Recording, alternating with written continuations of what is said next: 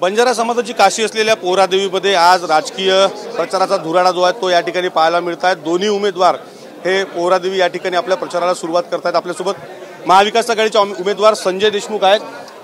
बंजारा समाजाची काशी पोहरादेवी ओळखल्या जाते। आज दोन्ही उमेदवारांचा प्रचाराचा शुभारंभ या ठिकाणून झाला। कुठेतरी बंजारा समाजाची मतं हे लक्ष केंद्रित करण्याचा प्रयत्न आहे का? नाही, संत सेवालाल महाराज, संत बाबनलाल महाराज, माँ जगदंबा याडीचा आशीर्वाद आम्ही प्रत्येक निवडणुकीत या ठिकाणी येऊन घेतलेला आहे।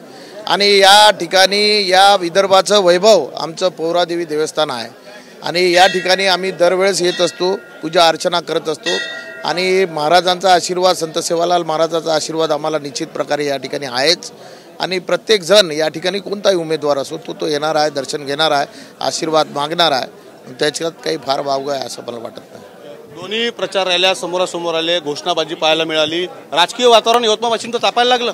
नाही, राजकीय वातावरण ऑलरेडी ज्या दिवशी या ठिकाणी बाहेरचा उमेदवार लादला गेला त्याच दिवशी वातावरण तापलं।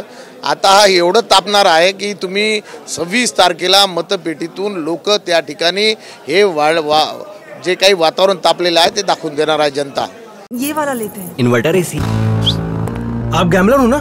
गैम्बलर? जुआ खेलते हो ना? तुम जुआ खेलते हो? अरे नहीं, ये तो कुछ भी बोले जा रहे हैं। इतनी महंगी और नाजुक एसी खरीद कर स्टेबलाइजर नहीं लोगे तो ये जुआ नहीं हुआ तो क्या हुआ? सिर्फ एक फ्लक्चुएशन आपके इन्वर्टर एसी के पार्ट्स को डैमेज कर सकता है। उसे वी गार्ड से सुरक्षित रखिए। V Guard, India's number 1 stabiliser.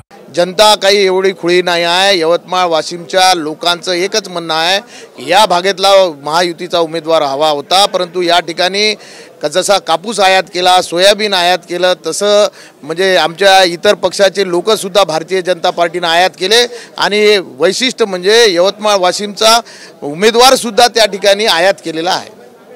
जर पाहिलं तर यवतमाळ वाशिमचा उमेदवार सुद्धा आयात जो आहे तो भाजपनं केला असा आरोप संजय देशमुख यांनी केलेला आहे। कॅमेरामॅन मिलिंदसह विवेक गावंडे, TV9 मराठी, पोहरादेवी, यवतमाळ।